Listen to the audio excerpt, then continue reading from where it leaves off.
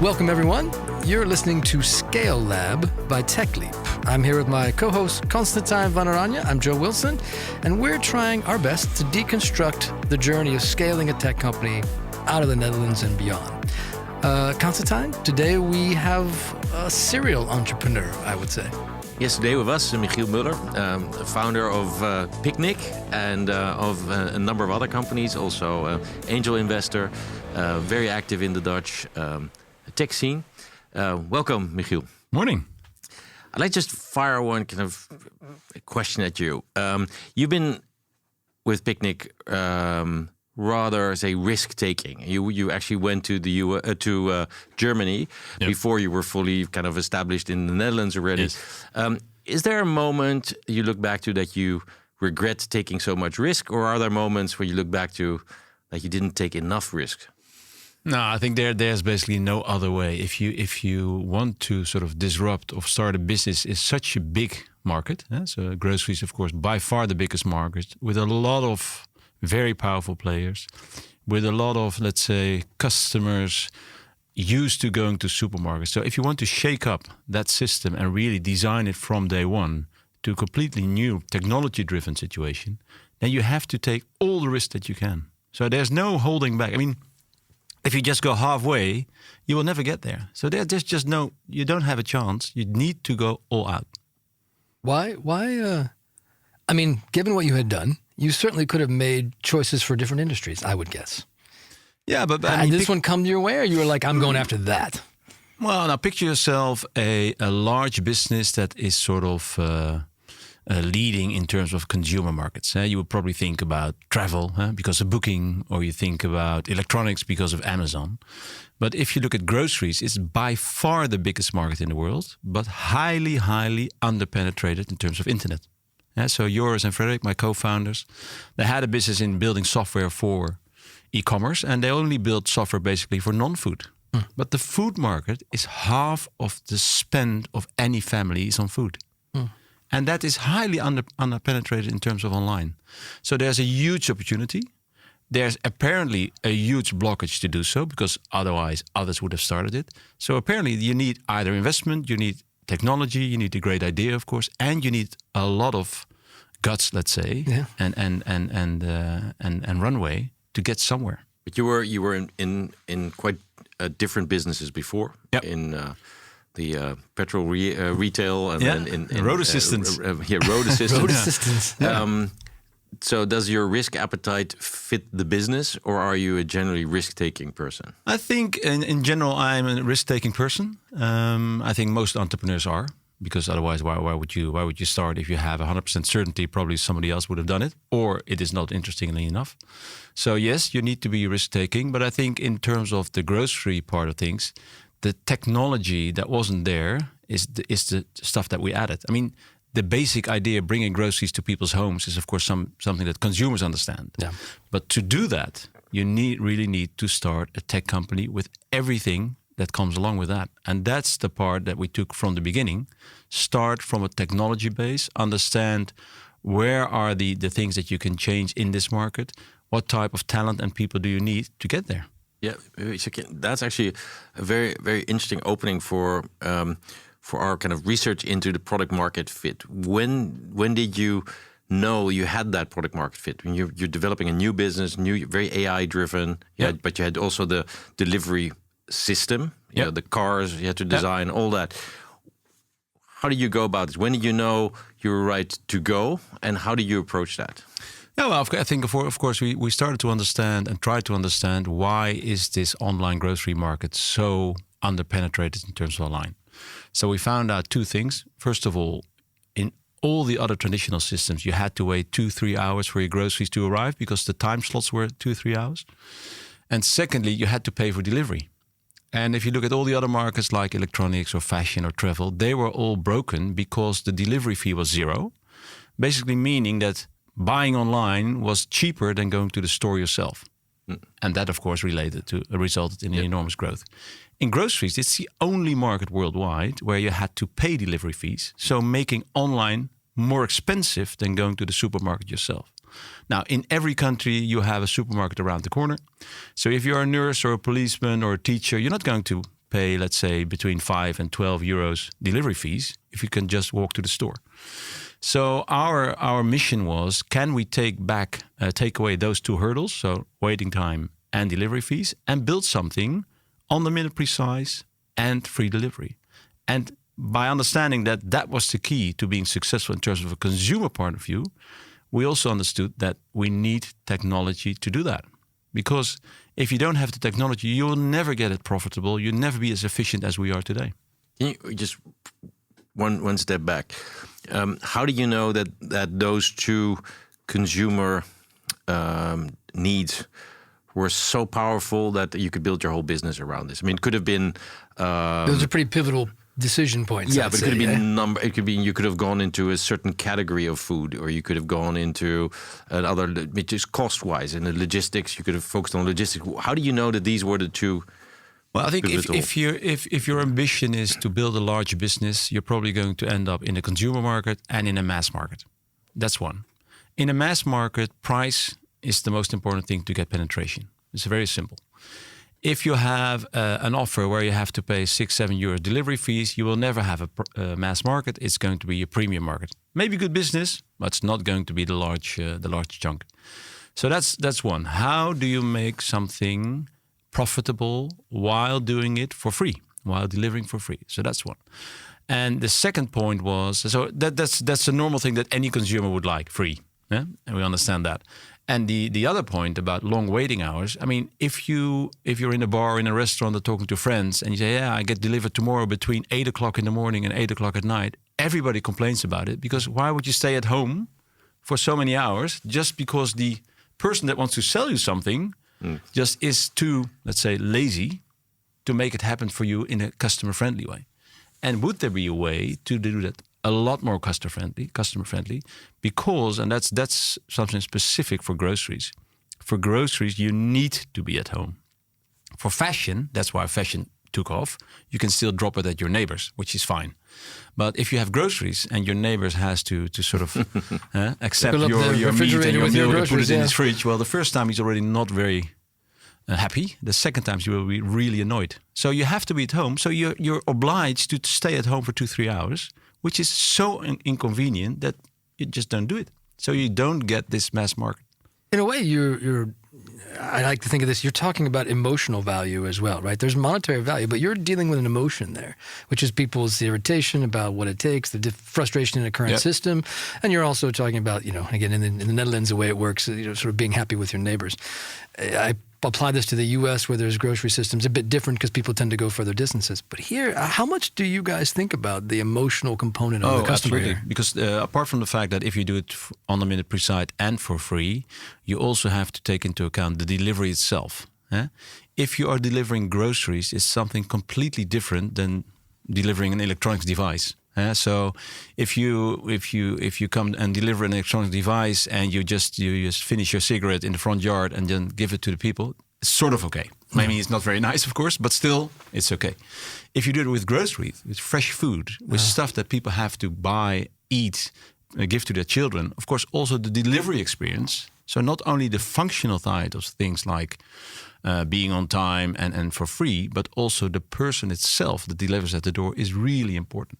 So that's why we took a lot of effort in sort of training our runners, but also our delivery guys runners, and girls. Is that the inside word? But runners? also understanding what would be very nice for the customers, who would they like to be at the door, and what type of people do we need. And then we found out we don't need, let's say, we're not looking for more, let's say, logistical people, but we're more looking for people that would serve you in a bar or would have sort of a more convenience approach about helping you get through this delivery at the best way.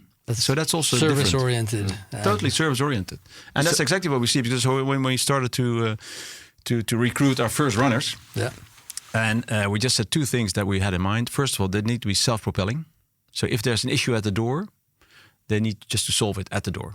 They need to promise something to the customer and later on find out how they're going to do that. And secondly, they need to be genuinely kind people, just nice people. And so after we grew up a bit and started to recruit more people, if you had to have 100 people coming into your door for a recruitment event, then 70, basically, immediately this is perfect. because it's a nice person or a nice girl saying, "Hi, I'm studying medicine, and my name is Karen." And, well, okay, fantastic, Karen. Then you have maybe 20% that you need to talk a bit with, understand. Okay, are you really from the nice part of the population? And then 10% you immediately know this is not going to happen.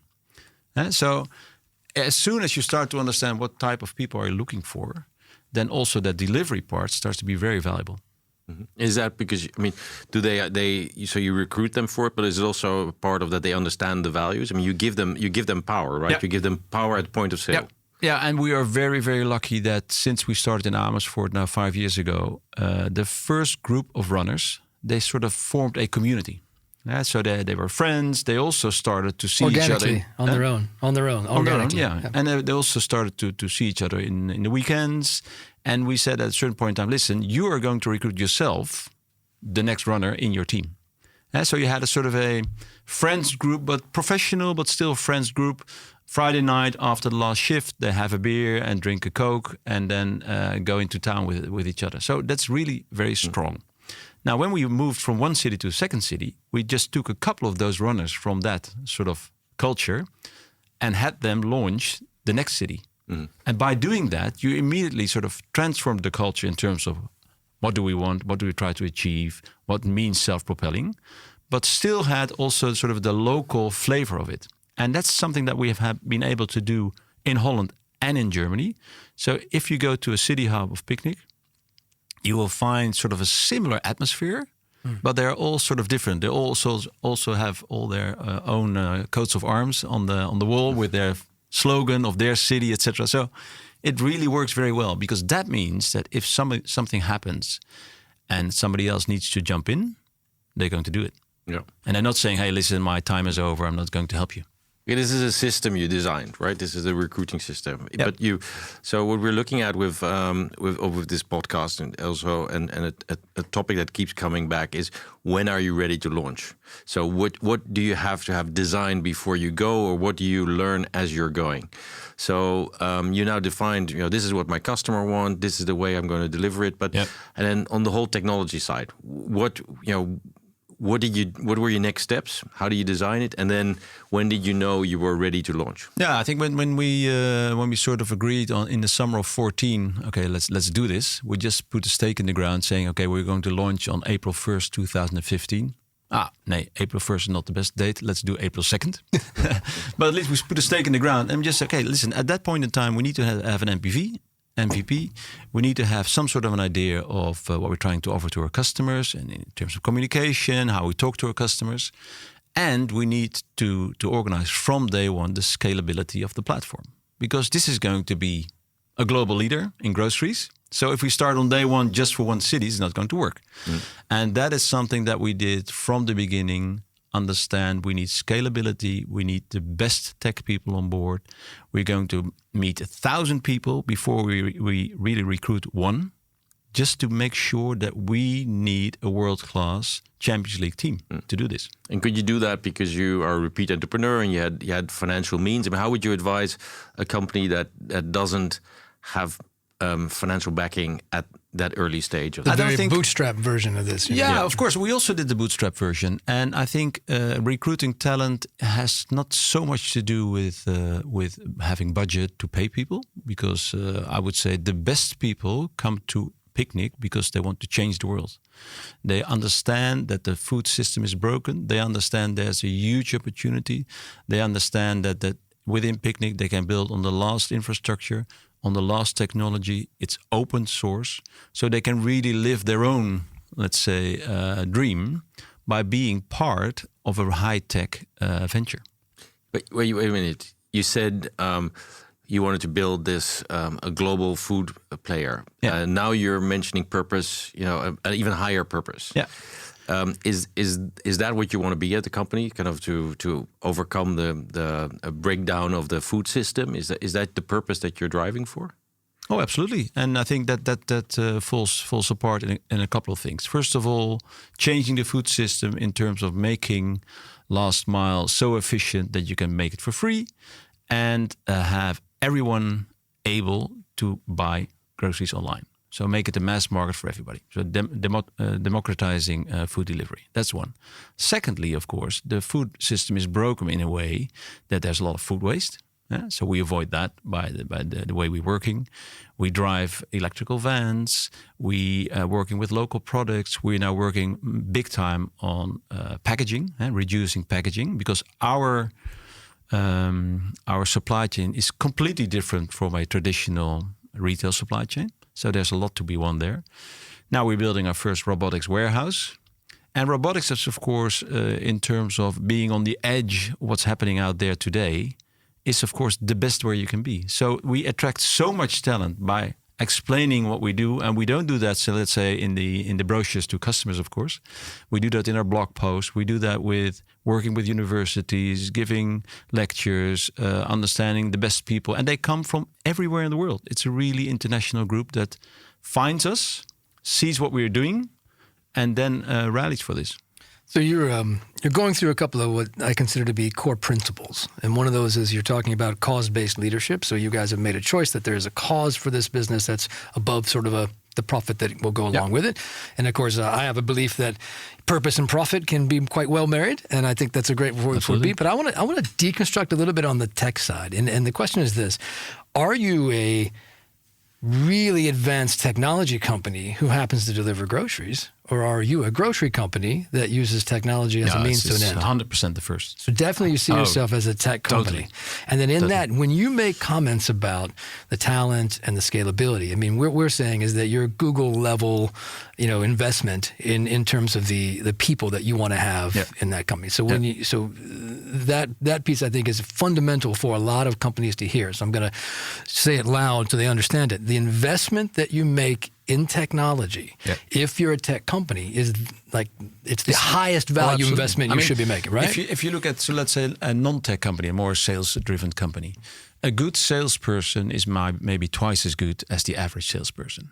In technology, a good engineer or a very talented, top-notch AAA engineer is 10 times as good as.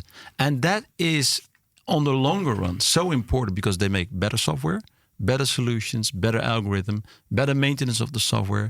They stimulate each other to make the best. They have their blog posts. They share their code online. You attract more people. So it is really vital that you find those people. And I remember the very first couple of months that we were building the team. Of course, we had Daniel Gale, our CTO, which is already a pretty good start, I would say. Where did he come from before? How did you recruit him? He came also from the company where Joris and Frederick had, so a software company. So they knew him quite well. PhD in informatics, which also helps. Very bright and a very good business sense as well. So that's all very nice. But when we started to recruit one of our first, let's say, analyst engineers, it was Joris, not the Joris, the founder, but another Joris. 21-year-old mathematics student, cum laude, etc. That work, and then he came in and we said, "Listen, we're going to do last mile, completely different than everybody else. We have this milkman round. We do on that's it. So could you have a look at the algorithms that we are now using because we sort of had an external company made the first ones, and then he went over to this company, and he came back after a couple of hours, and he said, "Yeah, I wasn't too impressed." And he said, "Come on, yours. You just graduated. These guys have been doing this for 50 years. Come on, calm down. What's happening?" Well, he said, "Yeah. Well, first of all, they made these algorithms 50 years ago as a start for trucks, etc. And there's still a bit inside this algorithm that is still relating to that. Of course, they make it also for delivery vans, but there's still something inside. And we've got an electrical vehicle that drives 45 km an hour. So that's one. And secondly, he said, they are counting in minutes." And I said to him, "Well, minutes sounds quite good, sounds quite precise." I said, "Of course not. You should count in seconds." Well, that's exactly the type of people that you want, that are so extremely ambitious themselves to really make it a lot better than it was there before. So he designed a new algorithm that was 8% better than anything there to be found worldwide. Because you can buy data and you can run your algorithm. Against the rest. So you were lucky there, or what was that? Because he was a trainee, right? No, he already graduated. Yeah, but somehow he found us. How I can't remember, but still he was there and he had the freedom to really use his talent. He's still there?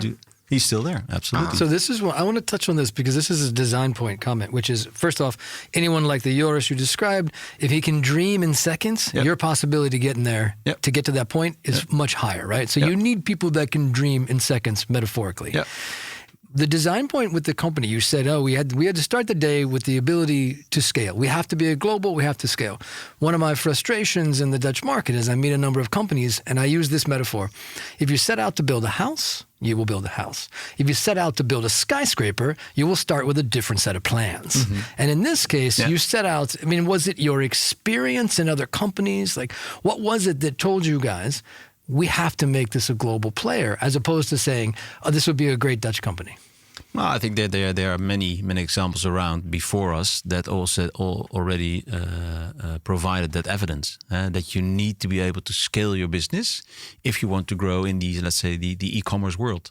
So I think that was an insight that was important, but having the insight and acting on it is something different. Because if we're currently in looking for new engineers, software developers, etc.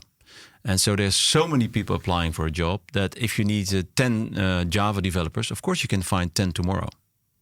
But you say, no, I'm not going to hire any of them because they're just not good enough. So having that in your recruitment policy and really living up to that is important and difficult to do because you need them, but you just want to make sure to have the right people. So that means a lot of testing, a lot of online conversations. Of course, even today, they're coming internationally.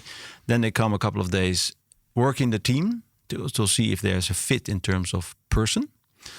And only then they get an offer. So it's so actually really work in the team for a couple project. of days. You'll have them in the team a couple of days as part of the interview process. And it's a dual way because you want them to understand what we're trying to do. Sure. And of course, it's also this HR policy evolved, or was this from the start based? No, I think it has evolved not in terms of we want the best people, but it has evolved in terms of what's the best tactic to find people and to that they can find us. Because in the beginning, of course, we were talking about online groceries, free delivery. Yeah. Well, if you're living in Peru and you're a great engineer, I mean, why would you start? Can you share a bit about your tactics, or is this? No, not at all. I mean, I think in the first year, of course, you talk a lot about the consumer benefits of your business. Your online groceries, blah blah blah, supermarket. It's all very nice, but if you're a top engineer, I mean, you're not going to work for a supermarket. So after a year or so, we start to understand. No, we need to make something for consumers that we offer them, and nice apples and great bananas. And of course, we also need to have an employer brand that talks more about the things that we're doing behind the scenes, because those are far more important for us to be able to deliver that to the customer. So then we just started to do all these meetups. We started to do more blog posts. We started to be very open in terms of open source. We started to have people sharing their knowledge. And I mean, if you look at our three great data ninjas, the three ladies, women in tech is, of course, something that's interesting. And we have more than nearly 25% of our tech people are women. And with that only, if you share that to the larger world, then already you start to attract people. And if they start to tell their stories, how am I going to do this? How am I working with Snowflake? What's my data warehouse solution? I will share it with you. Maybe it helps you in your startup. And that's the way to do it. You really need to get into this community so they can find you. And then they start looking, and then they start to understand, hey, this is something very different than only bananas. So talent attracts talent. But do you do totally. That's a very important point you made, because if you have people that have studied econometrics or in a technical university or the best developers, and if they're sitting together solving an issue, that's really good fun to be there. We used to have a saying in one of my companies. It's like A players attract A players. Absolutely, totally. B players attract C and D players. Yeah. And this is one of those principles that if you can apply it, and I do think, I will say that based on where a company is in its growth, there is somewhat of an affordability. You can offset affordability, meaning you don't have to pay the higher salaries, with this purpose-based thing. I think an engineer, great engineer, is much more interested in the problem you're trying to solve than the paycheck they're going to get. Even if you pay a great engineer double, they won't work for a boring company. Unless they care Why about would you what spend all your time? You're not going to play football if you're a great football player with a third-party league for the rest of your life. Of course not. So did you apply basically the same principle you did with your runners, that you give a lot of autonomy to your developers to recruit? Yeah. And you give them a bonus, for instance, if they bring in? Yeah, they have a lot of team bonuses. So that relates to basically drive safely. That's something that we introduced, and also there is a technical part, because we developed on our own runner app, so the app that the runners use when they deliver, and that has, of course, a lot of functionalities and smart stuff inside. And on top of that, we developed a driver coach. And with that driver coach, with the data we already have in terms of delivery, we can see how safe did they drive. Did they take the corner too quickly?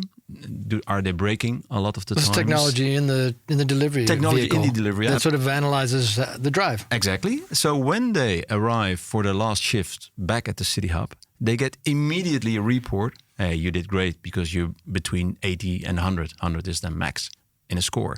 And if the whole team did more than 80 that week, then they get a bonus, maybe a table tennis table, something really that builds the team. So absolutely. So also there you see, is this really high tech what we're doing?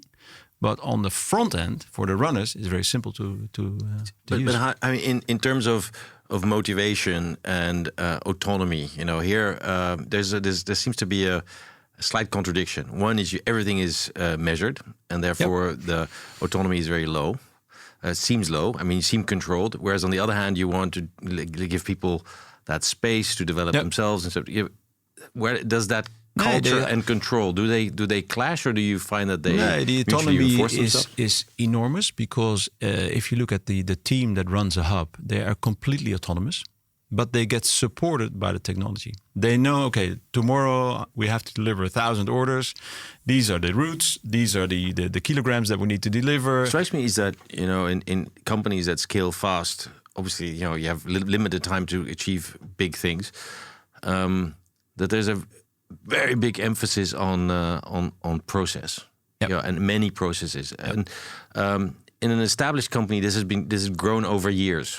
How do you establish these kind of processes in such short time, and which process do you prioritize over others? No, this is a good point, because if you look, for instance, at we have a Monday meeting where let's say the whole team sits together, and we tackle one subject, an issue that has become up, or maybe a KPI that we need to improve. Then you will always see that one fact, one KPI or one incident is then, let's say, split into 40 sub sections. Listen, we could do this, we could do that. And then we find out, okay, for improving that point, we can do these 5 things.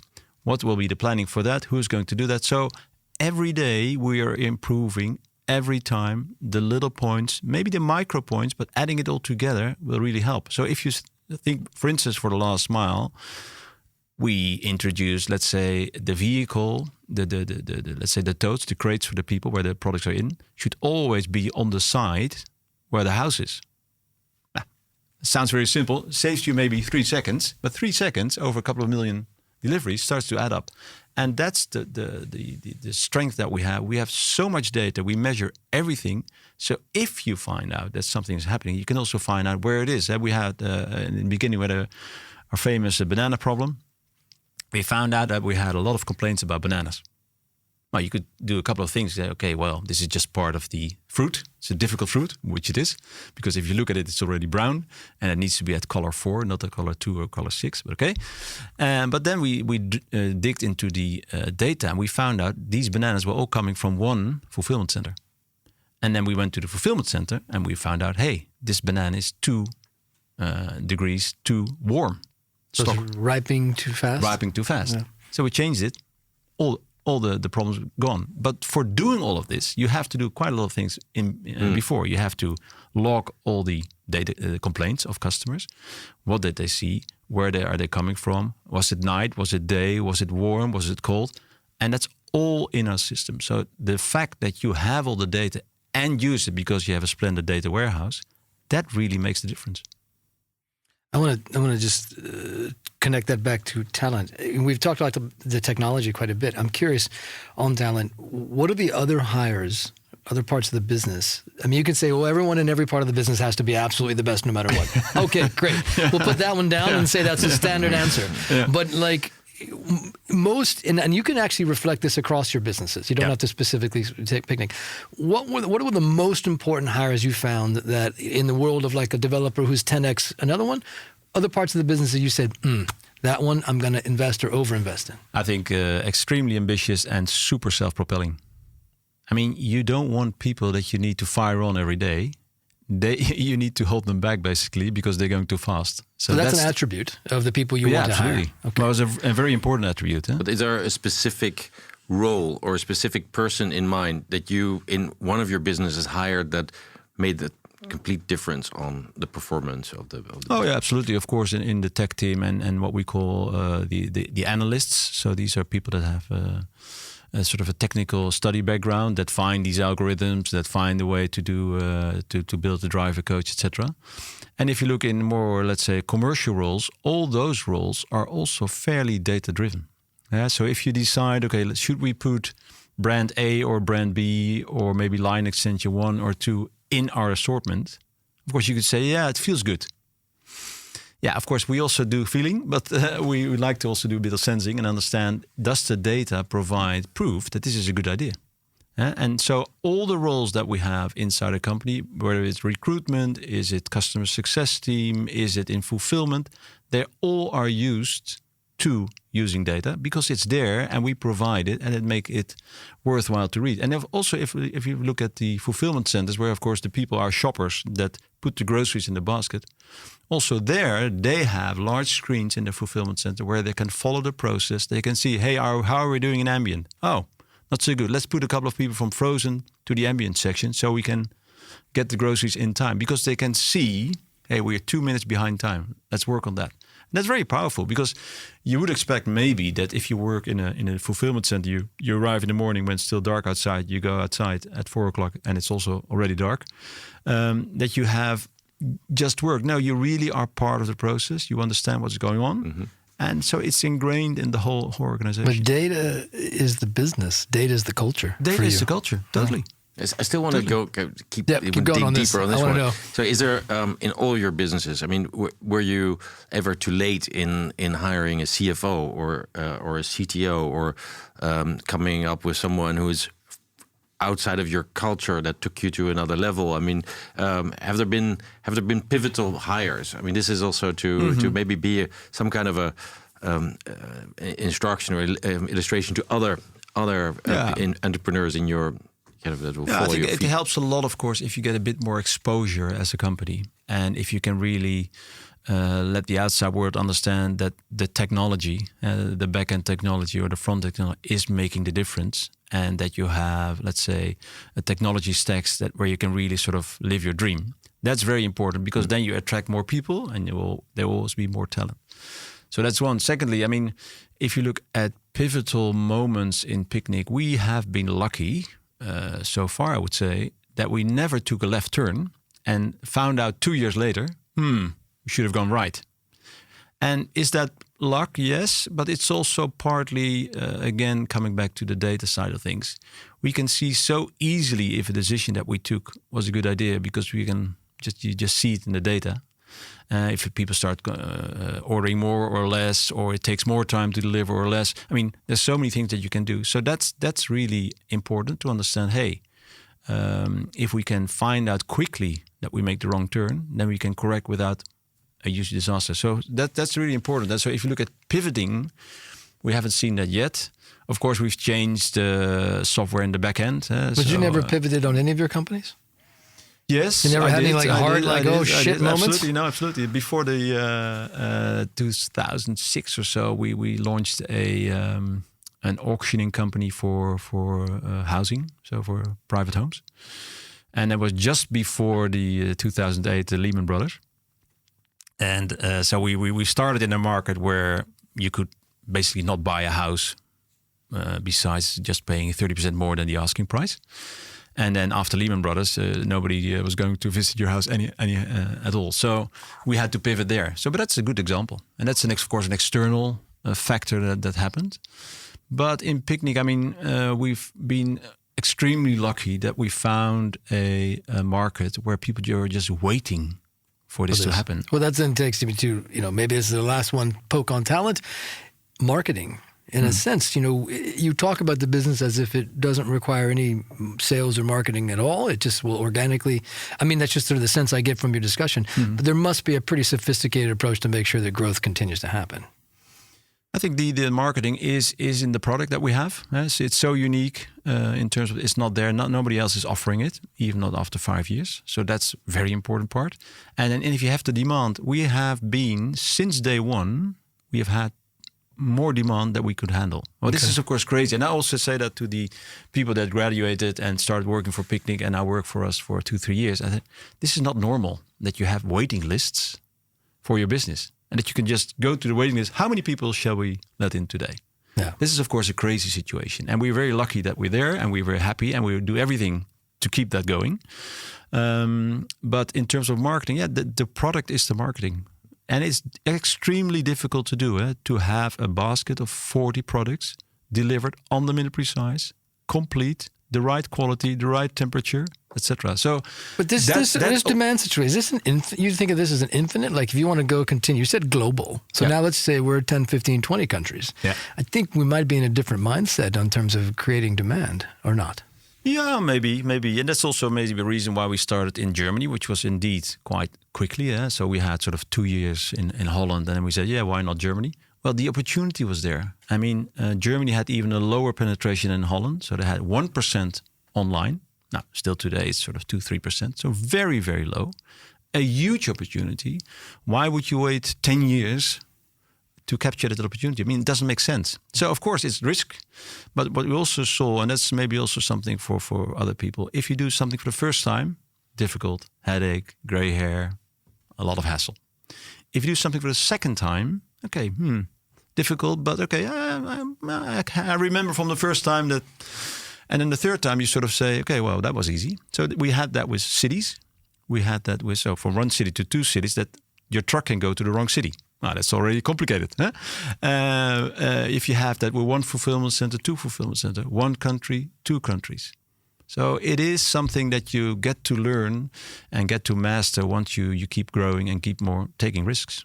That's also an important part. You need to keep taking risks, need to be. But you say calculated risk, but a lot of it, you don't seem to have had ever had a shortage of capital. This is a very capital intensive business, so that's a good thing. Yep. Maybe take us back to the other companies that you led. I mean, it might be in the first time that you were an entrepreneur, capital was a bigger problem. But how do you approach capital acquisition and also a financing strategy in your businesses? Yeah, I think in the current market and the current days, if you have any success in technology, probably financing or getting capital is not going to be the biggest problem. So showing that you have made a start is already very important. So if people come to me, and of course I also get people with business plans asking me, can you look at it? So I say, the business plan is really great, nice PowerPoint, fantastic. But who's your first customer? And if you have 50 customers that come back to you every week, then you're in business. So make sure that you can prove not only, let's say that's a good idea, that you thought about it well, blah, blah, blah, but also make sure that you have those first customers, that you can see some trends in terms of loyalty or whatever it is, so that you can see some of the KPIs growing. And then take it from there. And every time keep on growing, bit of capital maybe, growing again, bit of capital again. So it is very important. And also there is what you see is that as soon as you can explain to your investors how your business works, if you promise to your investors probably next month will be here on this KPI and there on that KPI, and you deliver to that promise, then basically everybody can extrapolate. And then it starts to be an interesting business for investors.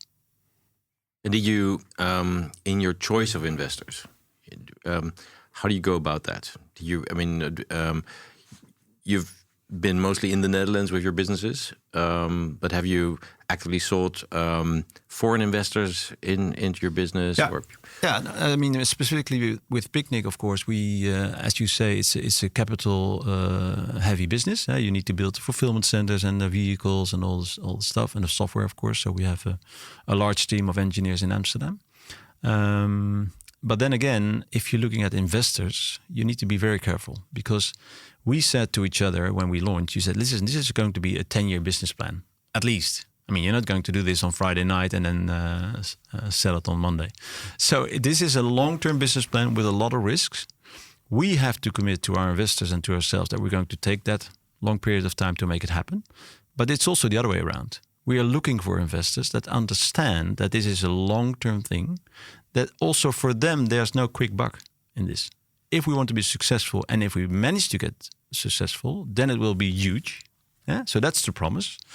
But also for them, we needed to understand, are they in the same, let's say, mindset? Or are they just going, well, let's say, let's invest for 2 years and maybe sell it on year 3, which makes it difficult, because then you have immediately from day one, sort of a difference in terms of your vision, where you want to go.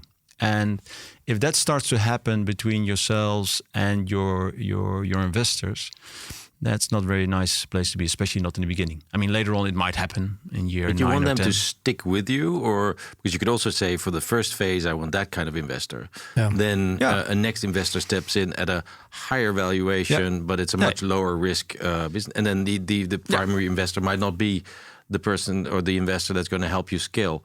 So do you look at it that way, in a phased way, or do you really want investors to stick with you from the beginning to the end? I think the phased way is more in terms of how large the investor is and what's their potential to do larger tickets. Not so much in the sort of and the type of investors and how they look at your business, because you need to be very clear on that. So first of all, let's say a longer term commitment. Understanding that this is something that will grow, but over time you will have poor months, you will have great months. But you need to understand this is an entrepreneurial thing that we're trying to do. We're trying to improve something that hasn't been there before, launch something that hasn't been there before. So it's going to be a bumpy road, maybe not, but that's somewhat the assumption you take as an investor every time, right? Yeah. You're talking about something, I think you're sort of picking at something that's a bit more advanced than that. Because I could take that story and I could say, all right, any investor says, oh, it's going to be a bumpy road. Everyone just puts their disclaimers out in the beginning. Yeah. But you're almost saying, my Series A investor was taking a 10-year ride. Yeah. And I wouldn't work with them unless they understood that. Absolutely. Is that maybe what you're?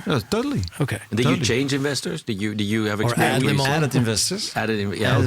And then all the investors that were there from day one are still there, and they're also all equal, which is also maybe a nice. What does that mean? That means that, I mean, what you would see in many companies is that you get a new investor on board, Series A. Then Series B, the next investor, yes, I'm going to do more risk or less risk, or I'm going to put more money on the table, so I want a couple of benefits, specifically for preferences, me. warrants. Yeah, exactly. So you want to stand first in line. Yeah, exactly, first in line, and you get all types of, let's say, special deals for special investors. Apart from the fact that, of course, it gets a bit of a mess. Then the risk of having different non-aligned objectives gets larger. Yep. So that's something that we did from the beginning. We said, okay, everybody is the same. Same rights. Same rights. We're in this together. We're going to make it happen. We're going to be a global dominating company, but we're in this together. And we're really happy that you want to invest in us because you're taking risks, of course, but we're in this together. Let me just kind of talk about the dynamics of power when it comes to taking capital. In some sense, you may be in a seat of power. In other words, you're in demand. You have a product or service. You have a company that people say, look, we want to invest in this. And so then, and maybe power is the wrong word, leverage or balance, in the sense you're now saying, look, I'm going to set the rules. And then there's another version of this story where someone might be like, it's almost there. We need the money. And so I don't feel like I have the strength to set the rules. Yeah. So I'm curious whether you set the rules regardless or what position you were in. A good point. But that's exactly the same thing that we discussed about talent. Of course, you can find tomorrow 10 Java developers. We can also find tomorrow 10 maybe investors. But you need to be strict on your own beliefs in terms of what's best for the company. And if you stick to that, and maybe sometimes it takes a sleepless night, but still, in the end, it works. And that's so far has worked for us as well. Since we did the last round, the Series C round, we are exactly with the same team of investors. We've added one, and we're still really happy with the group that we have. But now you are a successful company. You're unicorn status kind of around, and now there are many international venture capital firms that would be very keen to step in. Yep. How do you approach that? Is there a loyalty issue to the old investors, or do you go for, well, if there is if they put a lot of money on the table, they're welcome, or how do you make your choice? It's I think a company first. So it's the importance for the company. Will this work for us? What does it mean? Do we need the cash? How are we going to spend it? What type of investor is this? And we talk with everybody. And that's also something that we did since the beginning of Picnic. We are very open in terms of what we're trying to do in our business model, either to the press or to consumers, of course, to our own people, but also to investors. And they call us once every time and just get an update on how are you doing. And we listen. You started in Germany. You're looking at other countries in Europe. What's happening? So we talk to them. We show them the numbers, and then they have a sort of a feeling what's going on. And so having this relationship with potential investors is, of course, important, because if you find out on Monday that you need money on Tuesday, it's probably not going to be very easy to do. But if you have, let's say, a general interest and you keep people up to date, and they also, not apart from the fact that they're up to date with your numbers and the potential, but they're also still up to date with the things that you would like to see in an investor, that of course helps. So again, I'm going to rephrase this for the entrepreneurs in a way that says, I think what I heard you say was, look, when you want to, choosing your investor is as important as choosing anything else. Yep. As important as choosing your engineer, just to put the metaphor in. Yep. Once you find the ones that you want to work with, whether they do or don't invest in the current round, treating the potential investor you want as if they're a current investor and having that just absolute transparent conversation it's a way that you will position yourself with trust prior to if you have a relationship or not. Sure. Okay. That's what I was hearing. No, that's the way to do it. I mean, that's nice. This is my American translation, maybe. No, that's the way to do it. We think. And the openness that we provide, whether we are somewhere on stage or whether we are talking to investors, or that really helps also building the story. I think that too many entrepreneurs think that investment is some sort of game where someone's going to win, someone's going to lose. I mean, the idea is that everyone wins. And I find that as an investor, I'll get certain entrepreneurs that will be like, they don't want to tell you everything and they don't want to share everything and they're waiting for you to ask the question. And it's almost like this weird, we're in a competition. And I find that the worst way, because that's not a relationship. And ultimately, with anyone's money, there's trust. Right. But it's also a time factor, right? You might have the same objectives, but not at the same time. And really understanding of each other, what your time frame is. It means you can actually deal with that. But it's avoiding that conversation. I just can't imagine. It's also that our business is very complex, so we have many things. But I can't imagine any good deals that are done that aren't where any information isn't on the table. Right. Everything is completely transparent. I mean, your amount of data, you basically can answer any question that's going to come up, at a unit level. And I think it's very powerful if you say, listen, we're now at 7.5 here. We need to go to 12. But we know how to get there. Namely, we're going to do these 10 things that can be drilled down into 10 smaller things. That's what we're going to do. That's far stronger than saying, well, it's okay. Don't look into the numbers. I mean, we share everything, all the details, of course, not with everybody, but a large amount of details so that they can understand our business, which is also not so easy to understand. So we do quite a lot of things. Let them to understand this is a special business. This is very high tech. This is in control. They know what they're doing. It's already a starting point for any investor. Do you also share challenges? Where are your blind spots? I mean, if you are the way you talk about your business is very controlled. I mean, and every process is very professional, thought through, optimized. How do you identify the blind? I think the good thing is that we have so many young people just coming from university with a very open mind. Mm-hmm. And so what I always say to people when they come work, also previous companies, okay, listen, this is sort of what we want you to do. Have fun. And so not, let's say, get them into all sorts of procedures and stuff that we're already doing, because we're already doing that. So let's see if they come up with new stuff. So that's an important element. I think that could be a way to get away from that. It's also that we do sometimes use external companies, whether it's in the software business or it's in the advertising business. So there is also a bit of fresh from outside sometimes. But yeah, absolutely. I mean, on the one hand, you don't want to look at competitors all the time, because why would you? You better spend time on your own business. On the other hand, you need to be open to what's happening out there. The luck that we have, of course, we are a very young business. When we started, 1% penetration in Holland, now 3, 4, 5%. So still a very young business, and we are sort of ahead of the pack. But yeah, the blind spots should be found somehow. Yeah, no, because there's the founder-led company, Yep. where there's a lot of vision and a lot of purpose, but sometimes the drive also goes to the detriment of something. We've seen that with Uber. There are many examples there. Yep. You've operated as a team, and you seem to be very focused on all of these processes and really thinking them through. Do you see that as a really a design feature of Picnic, or did this occur because of the chemistry between you? How do you organize it's a bit by coincidence, but I agree that with a larger team, it gets more difficult, and you need to spend more time and effort on it to get the purpose across. Mm-hmm. Also to make people understand what we're trying to do with all of us, of course. But still, now with COVID, it's really difficult, because normally you have your Friday drinks and your whatever you do with your social events at locations. So that's more difficult to do today, but really important, because if you lose that, you also lose a bit of the magic of the teamwork. And we just launched a Picnic Pay, so a special. But that's a couple of very bright people just making that in a couple of months' time. And if you would ask them a year ago, they either wouldn't have seen the opportunity, or it definitely wasn't there yet. So doing that in that sort of very special space requires a purpose, requires to understand what we're trying to do. So yeah, I agree. I mean, when you get bigger, you need to put more attention to that. And we have done. We do more in terms of communication. It's more understanding that might be a blind spot if you don't put enough attention to it. Mm. Yep. It's almost like ensuring like a channel of innovation if you're opening and letting these ideas come to life. Yeah. But it was easy to do at the beginning, because you have your pizza session on Friday, and the whole team is there, namely 30 people. Then everybody knows everything, which is great, because also for your decisions as an engineer, if you also already know a couple of all the other elements by heart. And that's more difficult to do when you grow up and when you get larger.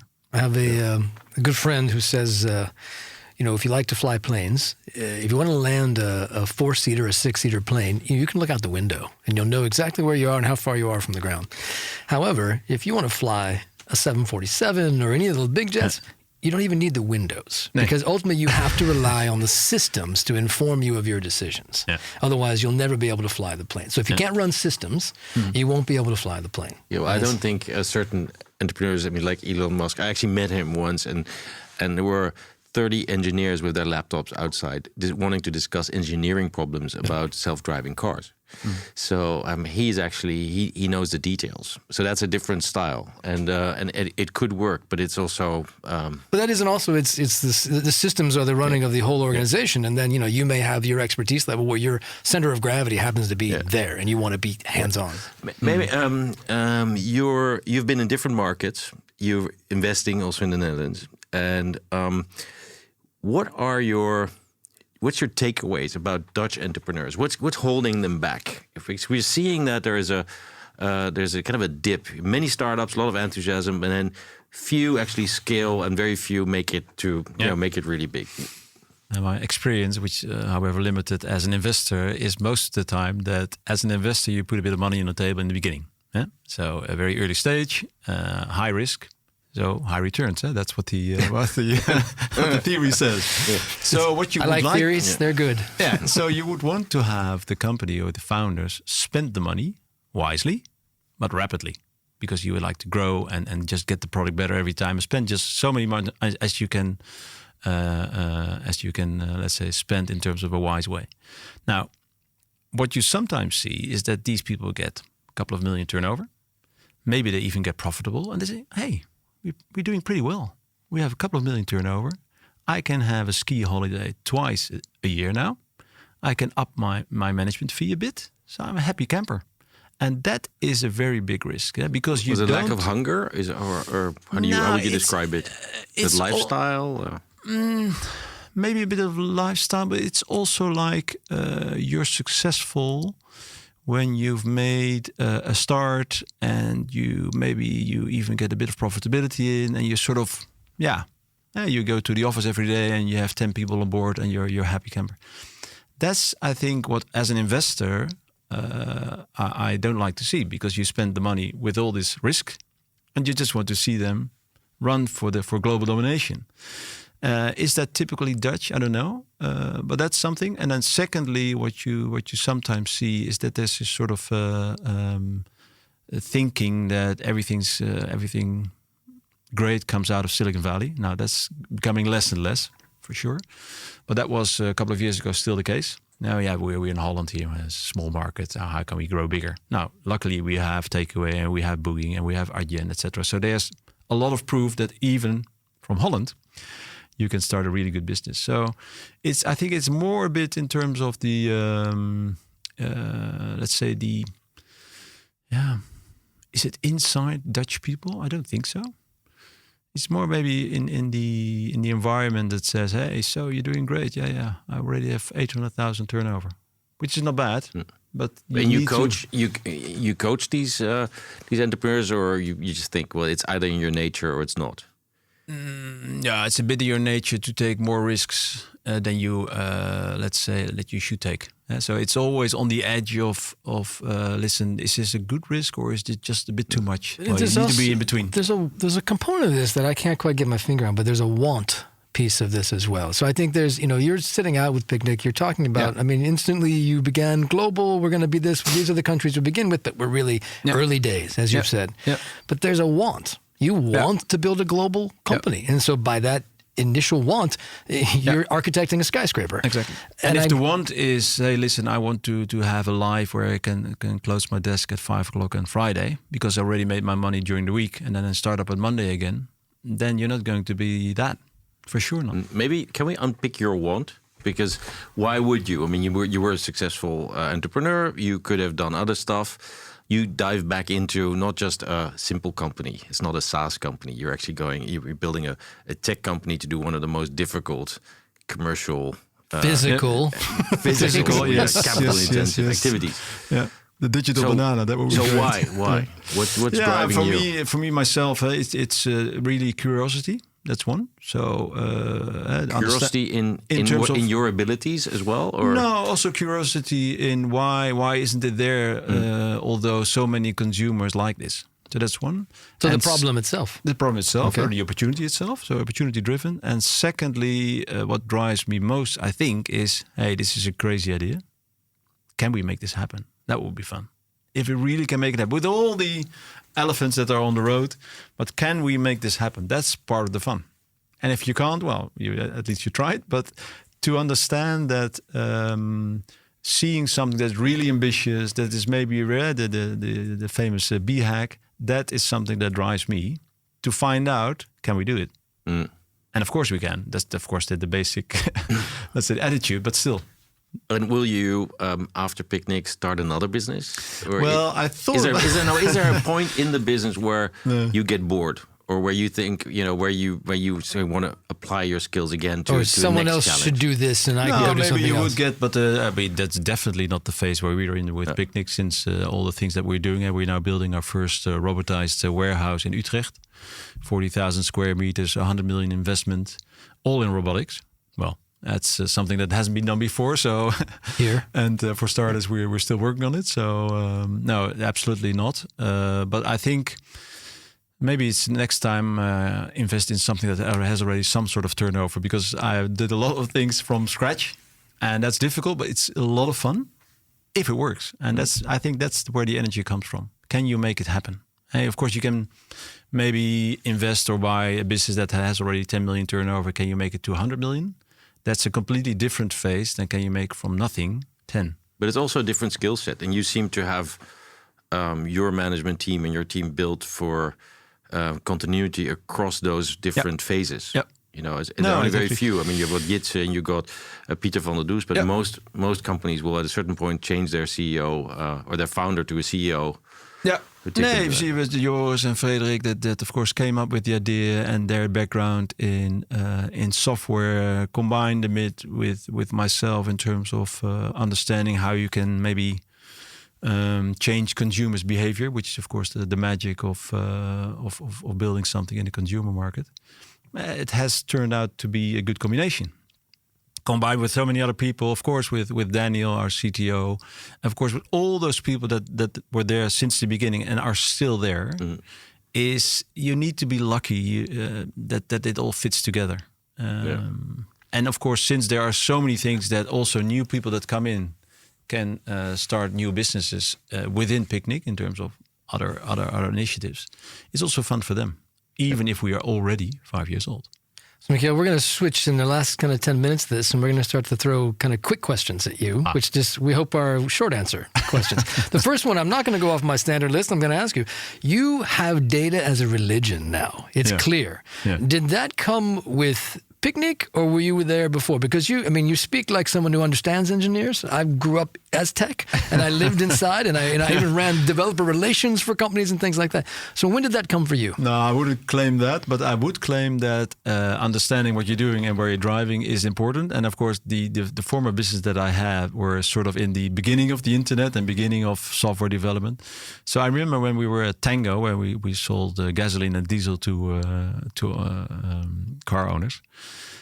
Through service stations, then we knew the next morning how much gasoline and diesel did we sell in this service station, right, and how much did we sell last week and last year, and so we already had that. And I remember why that was so powerful, because every morning we got the information in sort of a PDF of all the 70 stations that we had, and then we looked at it, and just maybe 30 seconds per station. But by doing that, you sort of got to understand the trends that you saw already in the data. And that was really early stage.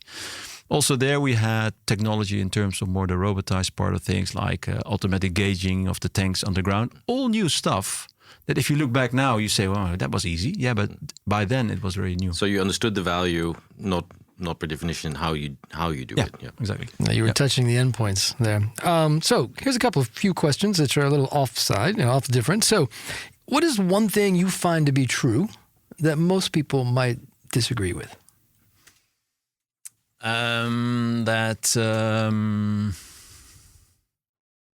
Coincidence doesn't exist. Coincidence does not exist. You want to elaborate? That Feyenoord can become champion. Short questions. Short answers. All right. So if you could pick anyone in the world, living or dead, and get advice from them, who would you pick? Wow. And they must be dead. Yeah, living or dead. Living or dead. Oh, living or dead. We're giving you the freedom to ask the dead, but you don't have to. I'd say Mozart. Okay. And why? Because as genius as Elon Musk, so you would like to talk to somebody like that. All right. In the last 2 years, what new belief or habit has most improved your life? I think the belief got stronger and stronger that let's say most people, let's say 99.999% of the people are to be trusted and have a positive view on anything, and you shouldn't get distracted by the few people that don't. All right. What's your morning routine? Morning routine: get up at 6:30, read the newspaper. That's for inspiration and also for a bit of fun. Paper or digital paper? Yes, paper. I love the Financial Times of Holland. And then check my Slack messages. What's the turnover today? Since we know what we're going to deliver that day. So that's interesting to understand. Do a bit of tidying up of other messaging. And then take a shower and start to work. Okay. Any moments where you are digital free and you just try and think? Of course, across any part of the day. How do you obviously you need time. Not let's say on purpose. I'm not going to say, listen, this is my digital free hour. No. Okay. No, most of the time I'm fairly on, but there are of course times that you can do something else and then you're not on, which is good, like sports or anything You else. deliberately save that time, or is that?